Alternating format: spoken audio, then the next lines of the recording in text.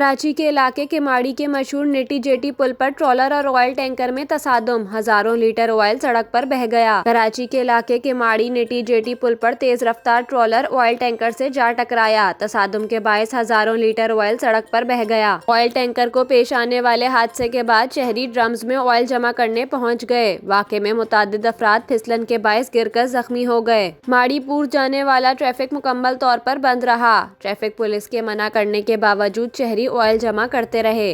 Police ने trawler और oil tanker को तहवील में लेकर वाक़े की तहकीकात शुरू कर दी। ट्रैफिक पुलिस हुकाम का कहना है कि ट्रैफिक का दबाव है। सड़क बंद होने के बायस रवानी बरकरार रखने के लिए ट्रैफिक पुलिस का अमला मौजूद है।